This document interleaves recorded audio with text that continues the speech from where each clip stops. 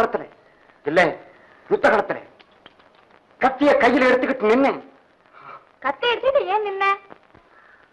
அந்த படம் அது மாத்திரமா? இப்படி திருமணம் 200 பேர், அப்படி திருமணம் 500 பேர் அப்படியே வந்து சுத்தி வளைச்சுக்கிட்டானுங்க. என்ன ஆறுது? குலாம் அசந்தானா? இல்லை, ஒரு காலம் இல்லை. உடனே தூள் தூள் தூள் பண்ணிட்டேன். என்னத்த? மிளகாய். மிளகாய் தூள் பண்ணி அவனுக்கு தெரியாம அப்படியே தூவிட்டேன். உடனே அவனும் கத்தி, இவனும் கத்தி, எல்லாரும் கத்தி எடுத்துக்கிட்டானுங்க. கத்தி என்ன ஆறுது? குலாம் என்ன ஆயிருக்கும்? அப்பமா சந்தானா குலாம்? இல்லை, உடனே எடுத்தேன். வாசம் வந்துடுச்சு. அடிச்சிருக்கான் பாரு. டமால் டமால் டமால் டமால் டமால் டமால் டமால் ஆசியான ராசன் முல்க் என்பவர் வீர போட்டியில் வெற்றி பெற்றார். இன்று நடக்கும் முடிவு போட்டியிலும் அதற்கு அடுத்திலும் வெற்றி பெற்றால் குலேப் மலரை அடைவார். தோல்வி அடைந்தால் புலிக்கு இரையாவார். சபையோர் அறிய தெரிவிக்கும் சத்திய பிரமாணம். போட்டி நடக்கட்டும்.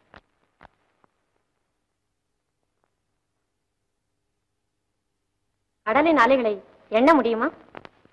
முடியும். ஆம், உங்கள் உள்ளத்தை அளக்க முடியுமானால். பொன்னாடையும் பூமாலையும் அறிவுக்கா அந்தஸ்திற்கா? செங்கோலும் சிங்காதனமும் மக்களுக்காகவா மகாராணிக்காகவா? மும்தாஜ். போதும், நிறுத்தும். கேள்வி கேட்க வேண்டியது நாங்கள், நீரல்ல. உத்தரவு. நஞ்சினம் கூடியது வஞ்சியரின் உள்ளம். என்ன? நயவஞ்சகம் படைத்த வஞ்சியரின் உள்ளம். வில்லம்பை விடக்கூடியது அழகியரின் விழியம்பு. கவலைக்கு மருந்து எது? உங்கள் கண்களுக்கு விருந்து எது? முரண்பாடான பதில் இது. முறையான பதில் தேவை. கவலைக்கு மருந்து மது என்கிறான் மதுமயக்கத்தில் உள்ளவன், மங்கை என்கிறான் காமவிகாரம் பிடித்தவன், மக்களின் மழலை சொல் என்கிறான் குழந்தை உள்ளம் படைத்தவன்.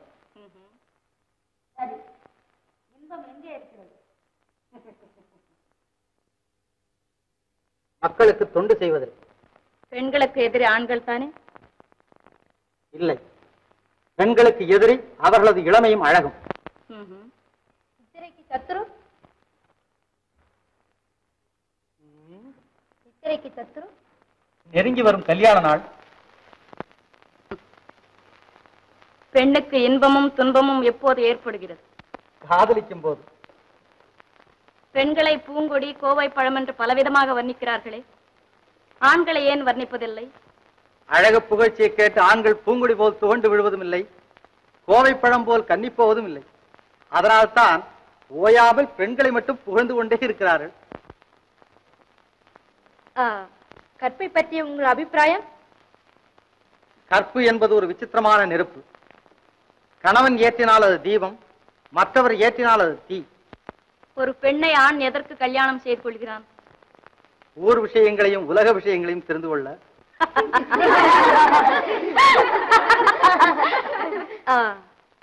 தாய்க்கு பின் தாரம் என்கிறார்களே, அது உண்மைதானே? ஆமாம், தாய்க்கு பின் ஆளவனை கண்டிப்பது மனைவிதானே. ஆட்சி பீடத்துக்கு அவசியமானவர்கள் ஆண்களா பெண்களா? ஆண் பெண் என்ற வித்தியாசம் ஆட்சி பீடத்துக்கு கிடையாது. மக்களின் உதவி என்ற நூலை கொண்டுதான் பதவி என்னும் பட்டம் வானமளாவி பறக்க வேண்டும். ஆகையால் நீதியான செங்கோல், நேர்மையான மகுடம், நிம்மதியான ஆட்சி இவைதான் அவசியம். அவனன்றி ஓரணுவும் அசையாது என்பது எமது நோக்கம். உமது விளக்கம்? அனுபவம் முந்தியது, வேதம் பிந்தியது. அப்படி என்றால்? ஆண்டோர்கள் முதுமொழியை கேட்டு முடிவுக்கு வரும் ஆஸ்திக பெரியார்களுக்கு அவன் ஒரு ஆண்டவன், சிந்தித்து பார்த்து தன்னை சீர்திருத்திக் கொள்ளும் நாஸ்திக பெரியார்களுக்கு அவன் ஒரு அறிவாளி. அப்படி என்றால் உலகத்தை வெறுத்த ஞானிகளின் அனுபவம் போய் நீர் சொல்வதே மெய், அப்படித்தானே? உலகத்தை வெறுத்தவன் ஞானி அல்ல, உலகத்தை உணர்ந்தவன் தான் ஞானி.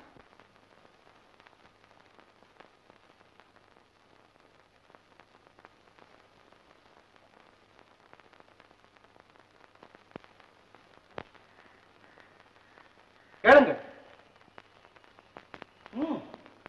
கேளுங்கள். அரசன் முதல் ஆண்டி வரை உலகத்தில் எதை வெல்ல முடியும், எதை வெல்ல முடியாது? வீரரே, உங்கள் கல்விக்கு இன்னும் எட்டவில்லையா? சிந்திக்க வேண்டிய விஷயம் இல்லையா? சற்று அவகாசம் கொடுங்க. தசாவதானி போல் சாமர்த்தியமாக பேசினீரே. உம்மால் ஒன்றுமே சொல்ல முடியாது. ஏன் முடியாது? விதியை வெல்ல முடியும், மதியை வெல்ல முடியாது.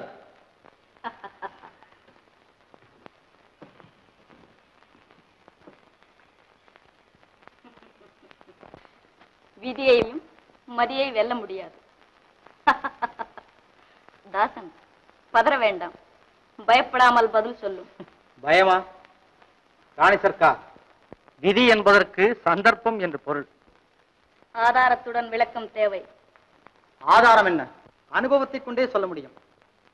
தனிகரம், வணிகரம், தார்வேந்திரம் தன்னை மறந்து எதிர்பாராமல் வாழ்க்கை பாதையை வழித்து விழுந்து விட்டால் உலகம் அவனை என்ன சொல்கிறது?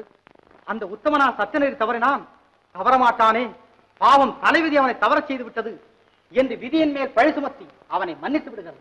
ஆனால் ஒரு ஏழை அதே தவறை செய்து விட்டால் அவனை அகம்பாவி, அயோக்கியன், அநியாயக்காரன் என்று பழி சுமத்துகிறது. விதி சந்தர்ப்பம் என்ற உருவில் சிலருக்கு உதவி செய்கிறது, சிலருக்கு பாதகத்தை செய்கிறது. ஆகையால் அனுபவத்தால் கண்ட அறிவுதான் மதி, அந்த மதியால் வகுக்கப்பட்ட சட்டம்தான் விதி. அதனால்தான் அறிவுக்கு கட்டுப்பட்ட விதியை வெல்ல முடியும், மதியை வெல்ல முடியாது என்றே. உங்கள் அறிவின் திறமையை கண்டு மெச்சுகின்றோம். உங்கள் வாக்கு வன்மையை வரவேற்கின்றோம். அடுத்த போட்டிக்கு ஆயத்தமாயிரும்.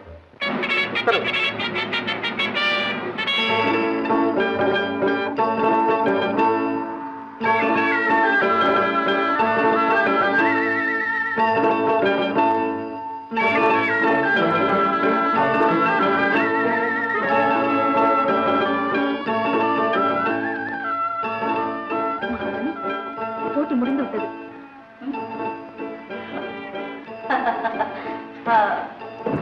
சபைகளே,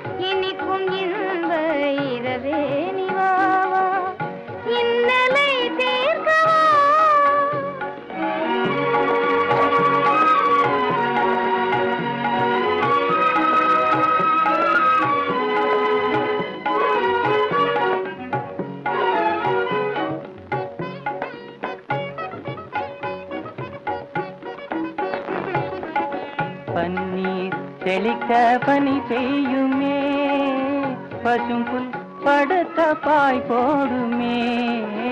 பன்னீர் தெளிக்க பனி பெய்யுமே, பசும்புல் படுத்த பாய் போடுமே.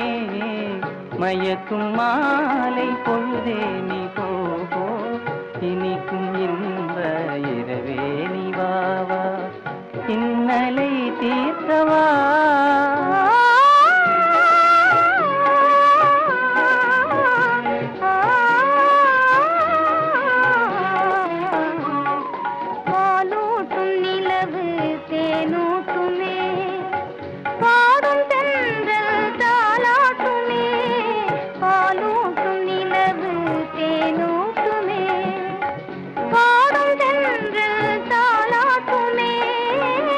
பொன்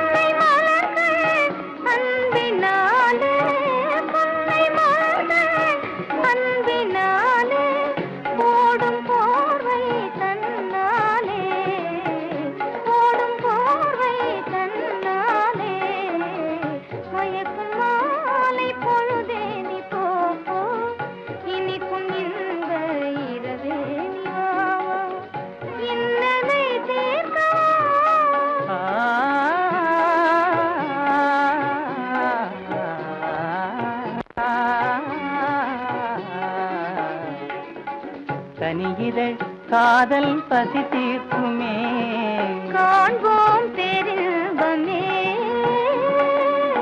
கனியிதழ் காதல் பசி தீர்க்குமே காண்போம் பெருவமே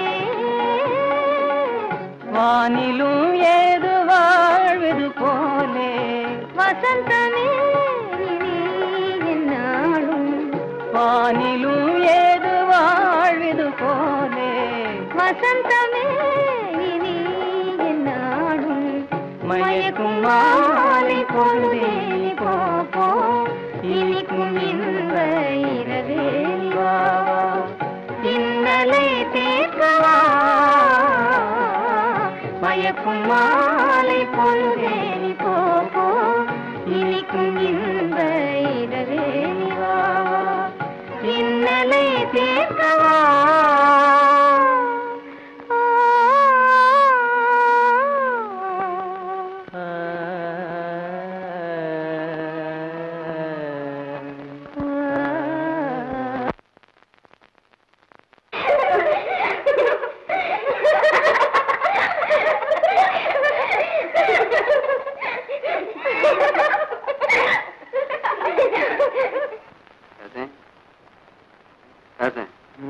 இங்கேயும் கேட்டது காதலா இல்ல நடிப்பு.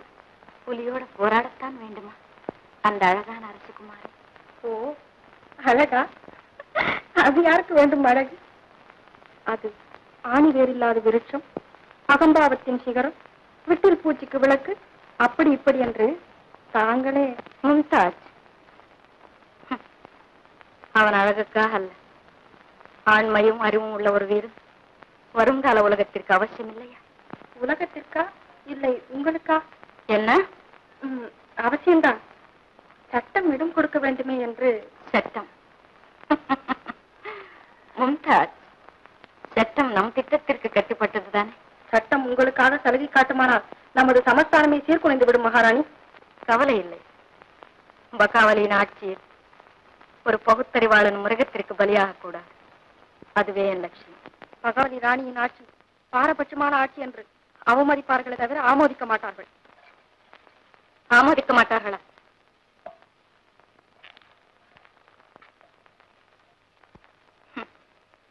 அந்த முடிவையும் தெரிந்து கொள்வோம். இப்போதே சபை கூடட்டும். நடுநிசையில் சபை கூட வேண்டிய காரணம்?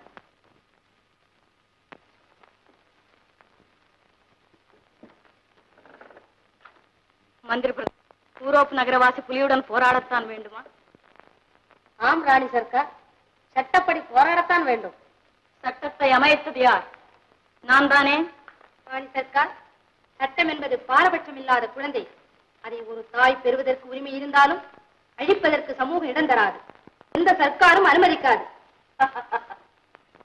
சட்டத்திற்கும் குழந்தைக்கும் சம்பந்தம் இல்லாத ஓமை. சட்டத்திற்காக மனிதன் பிறக்கவில்லை, மனிதனுக்காக சட்டம் பிறந்தது. காலம் மாறுகிறது. அரசாங்கமும் சந்தர்ப்பம் தெரிந்து சட்டத்தை மாற்றி அமைக்கின்றது. தானே மக்கள் வரவேற்பார்கள். அப்படி என்றால் யுக்தியும் சக்தியும் நிறைந்த ஒரு சுத்த வீரன் புலியோடு போராடி பலியாக வேண்டும் என்பது நியாயம். அப்படித்தானே? புலி போட்டியில் பலியாவான் என்ற முடிவுக்கு தாங்களே வர வேண்டும். தயவு செய்து மனைவி திருத்தி அமைக்க வேண்டும். ஆம், உங்கள் மனமே நீதிபதி. நீதிபதியை குற்றவாளியானால் தீர்ப்பு கூறுவது யார்? ஆருக்கு நேரான ஊரும் அரசனுக்குமாறான குடிகளும் என்ன ஆனார்கள், என்ன ஆவார்கள் என்பது ஞாபகம் இருக்கட்டும். எண்ணற கற்று எழுத்தர வாசித்தாலும் பெண் புத்தி பின்புத்தி என்று சொல்லும் ஏட்டுச்சுவடிக்கு இடம் கொடுக்காமல் நாட்டை பரிபாலிக்க வேண்டும் என்பதே எங்கள் நோக்கம். அற்ப ஏட்டுச்சுவடுகளுக்காக என் எண்ணத்தை மாற்றி அமைக்க முடியாது. ராணி சர்க்கார், இது தங்கள் சுயநலத்திற்காக வகுத்த சொந்த பாதையாக தெரிகிறது. எது சுயநலம்? சட்டத்தை தகர்ப்பதே சுயநலம், சமூகத்தை எதிர்ப்பதே சுயநலம். அந்த வீரனை கண்டதும் தங்கள் இரும்பு உள்ளம் கரும்பு உள்ளமாக மாறியதே சுயநலம். சந்தர்ப்பம் போல் பேசுவதே சுயநலம். தான் என்று கர்வம் கொள்வதே சுயநலம். சமயம் போல் மாறுவதே சுயநலம். போதும், நிறுத்துங்கள்.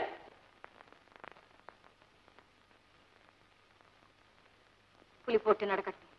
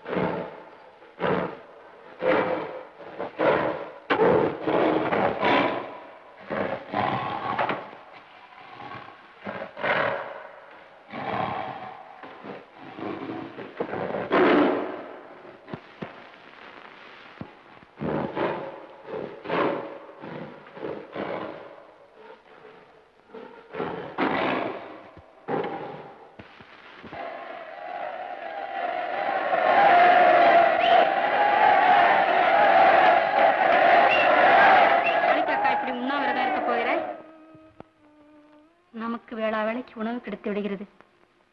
ஆனால் இளவரசர் கதி, இப்படி கவலைப்படுகிறவர்கள் ஏன் அப்போது அவரை அனுப்ப வேண்டும்? சாப்பிடுங்க அக்கா. அவர் வீரத்தின் மேல் உனக்கு அவ்வளவு நம்பிக்கை இல்லையா? வீரத்தை வீரத்தால் வெல்லலாம், ஆனால் வஞ்சகத்தை வெல்ல முடியுமா? அக்கால் ஏதாவது சூது செய்து விட்டால்?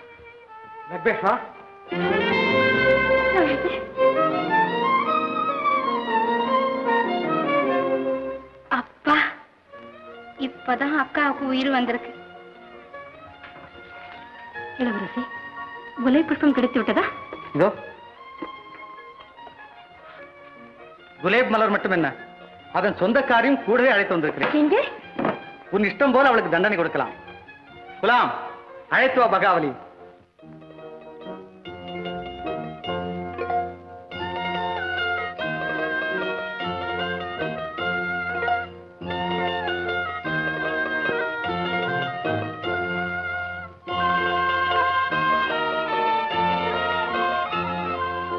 லக்ஷ்மேஷ்வா, மஹம்மதா, அக்கா அக்கா அக்கா, என்னை மன்னித்து விடுங்கள். நான் மிகவும் கொடுமை செய்துவிட்டேன். அக்கா, நடந்தது யாவையும் மறந்து விடுவோம். ஆமாம் அக்கா. ஆமா, இதுதான் தண்டனையா? தாசன், தண்டனை ரொம்ப பெருசா இருக்குன்னு நினைச்சேன். நம்ம எல்லாம் வெட்கப்படும் முடியாது செஞ்சிருச்சு எனக்கு.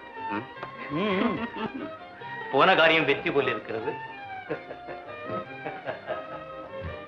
மிக்க சந்தோஷம். ஐயா, நீங்கள் செய்த உதவிக்கு நாங்கள் மிகவும் கடமைப்பட்டிருக்கிறோம். இதோ இதை வெகுமதியாக வைத்துக் கொள்ளுங்கள். நாங்கள் இன்றிரவே ஊருக்கு புறப்படுகிறோம். இரவிலா? ஆம். வேண்டாம், இரவில் சென்றால் ஆபத்து ஏற்படும். தங்கி இருந்து காலையில் செல்லலாமே. அப்படி செய்வோமே.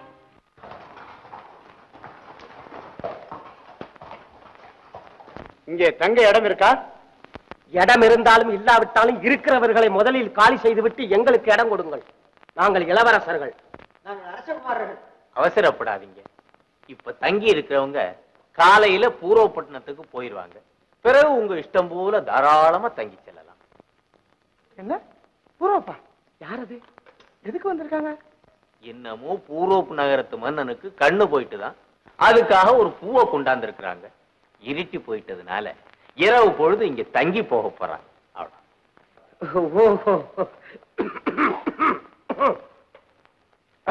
தாத்தா, கொஞ்சம் தண்ணி இருக்குமா? குடிச்சிட்டு திண்ணையிலேயே படுத்துக்கிறோம். அதுக்கு என்ன, நிறைய தர்றேன், குடிச்சிட்டு படுத்துக்குங்க. முதல்ல இறங்கி வாங்க. சரி வாங்க.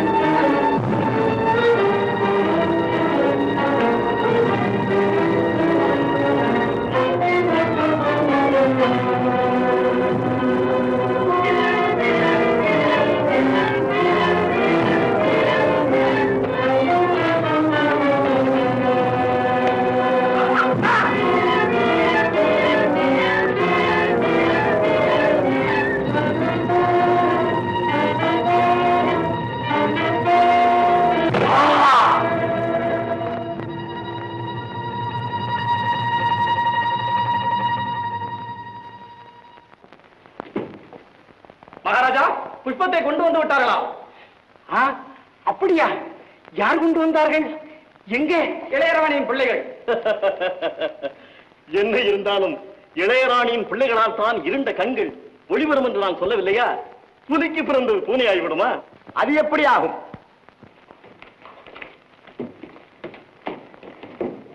அப்பா, கொண்டு வந்து விட்டேன் குறை புஷ்பத்தை. இல்லை, கொண்டு வந்து விட்டோம். என்ன வேதனை, எத்தனை கஷ்டம். அடே அப்பா. ஆமாப்பா, எவ்வளவு பெரிய போராட்டம் தெரியுமா? அந்த புஷ்பம் இருந்த இடத்துல ஒரு பெரிய புலியோட சண்டை போட்டிருக்கேன் பாருங்க. அப்பா, இப்ப நினைச்சா கூட உடம்பெல்லாம் புல்ல. மகாவீரன், இந்த புஷ்பத்தை கொண்டு வர நான் பட்ட சிரமம் கொஞ்சமல்ல. யார் சொன்னது? யாரது? அவன்தான் தாசன். எங்கேயோ ஊரெல்லாம் திரிந்து அலைந்து விட்டு இப்பொழுது என்னுடைய புகழிலே பாதி பங்கு கேட்க வந்து விட்டான். ஆமாம், அலைந்ததும் அல்லல் பட்டதும் நான் தான். அப்பா, தங்களுக்கு கொடுத்த வாக்குப்படி எத்தனையோ சோதனைகளை கடந்து மலரை நான் கொண்டு வந்து விட்டேன். ஆனால் வழியிலே தேடிக்கொண்ட இவர்கள் இப்போது நல்லவே சம்பாதித்துக் கொள்ள பார்க்கிறார்கள். போய் சுத்த போய். ஐயோ மெய்யோ, முதலில் என் கண்களை குணப்படுத்துங்கள். இதோ இன்றிருந்து தங்கள் கண் இருள் நீங்கியது, எங்கள் கவலையும் ஒளிந்தது. ஆமாம் பாவா, சர.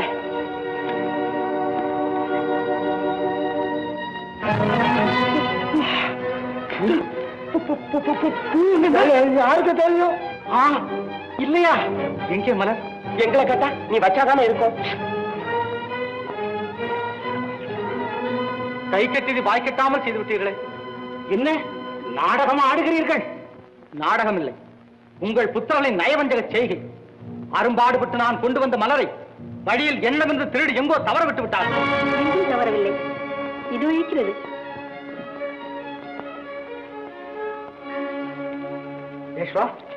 மலர் உன்னில். ஆமாம் அரசே, நாம் விடுதியில் எதிர் செய்யும் போது இவர்கள் மூவரும் புஷ்பத்தை களவாட வேண்டும் என்று சரி செய்து கொண்டிருந்ததை அறிந்து நான் இதை மறைத்து வைத்து விட்டேன். பெட்டியை திருடிக் கொண்டு ஓடியவர்களை நீங்கள் துரத்திச் சென்றதா உங்களிடம் இதை சொல்ல முடியாமல் போய்விட்டது. லக்ஷ்மேஸ்வா, உன் கையாலேயே அந்தகரான என் தந்தைக்கு அருள்ஜோதி கிடைக்கும்படி செய்.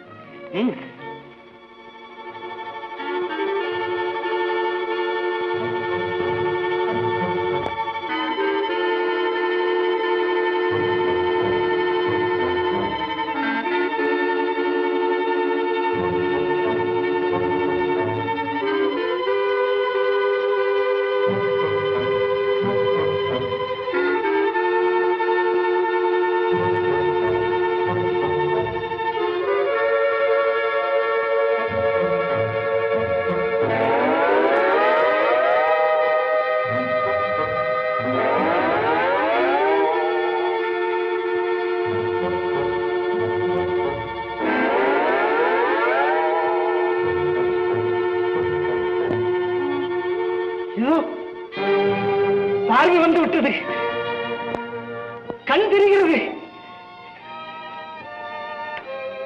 பார்வை வந்து விட்டது, கண் தெரிகிறது. அப்பா, நோக்கி. அப்பா, தாசன். ஆமாம், என்னால் வஞ்சிக்கப்பட்ட என் மகன் தாசன். தாசன். அப்பா, இவர்கள் யார்? இவள்தான் நகாவலி நாட்டு அரசு பகாவலி. இவளுடைய கட்டுப்பாட்டுக்குள் தான் இருந்தது இந்த குலேப் மலர். இவள் தங்கள் கண்கள் ஒளி வீசுவதற்கு வழிவகுத்த உத்தமி லக்ஷ்மேஸ்வா. எனது கடமையின் பாதையில் இருந்த கல்லையும் முள்ளையும் கடந்து செல்ல காரணமாயிருந்த வீரப்பெண்மணி மகமுதா. இம்மூவரும் நகாவலி நாட்டு அரசகுமாரிகள், அந்த மலருக்குடையவர்கள். அதெல்லாம் பழைய சமாச்சாரங்க. இப்ப இவங்க எல்லாரும் இவருக்கு உடையவர்கள். அப்பா, தங்கள் கண்ணை பெற்ற பிறகும் என் அன்னைக்கு விடுதலை இல்லையா? ஏன் இல்லை? பொறுப்புங்கள் எல்லாரும்.